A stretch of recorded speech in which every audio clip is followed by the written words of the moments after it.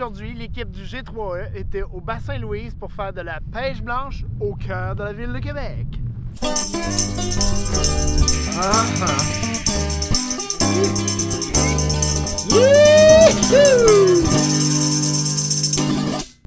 Des conseils de sécurité avant de s'aventurer sur les glaces, Mathilde?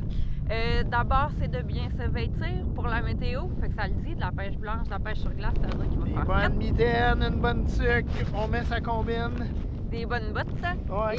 Et ensuite, il y a des trucs pour savoir si on peut s'aventurer sur la glace.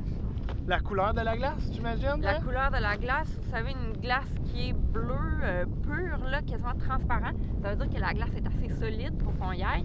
Plus ça va être opaque vers le gris, une glace grise, c'est slotcheux, plein d'eau.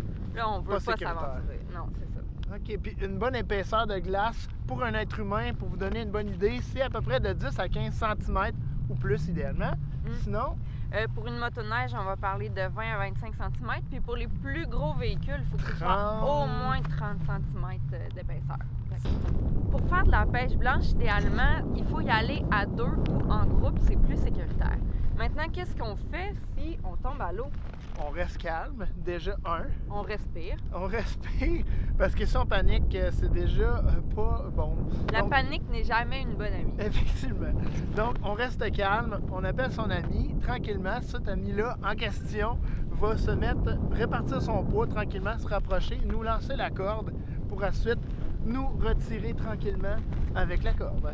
Et la personne qui est dans l'eau, on le dit, va rester calme, respirer. Puis cette personne-là aussi doit répartir son poids, fait que ramper sur la glace, hisser doucement. Puis surtout pas se mettre debout parce que là, la glace va recasser. Elle on va va céder, tomber à l'eau. effectivement. Ouais. Qu'est-ce qu'on peut pêcher au bassin Louise? Bien, c'est particulier parce que c'est une activité, c'est le village nordique.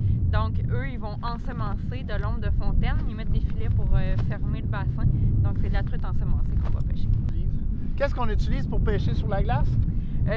On va pas utiliser des cannes à moucher pour faire de la pêche blanche. Donc, on va utiliser des brimbales ou des dandinettes. La brimbale qui va comme pêcher tout seul un petit peu. Puis nous, quand ça mord, ben on va hameçonner le poisson.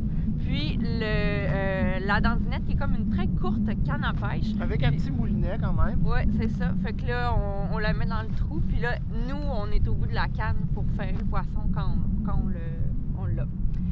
Qu'est-ce qu'on fait avec le poisson une fois qu'on l'a pêché? On le mange. Le poisson, aussitôt qu'il est sorti de l'eau, c'est quand même assez fatal. Le changement de température. Le changement de température est vraiment trop important pour lui. Puis dès qu'on l'échappe sur la neige, c'est terminé. Là.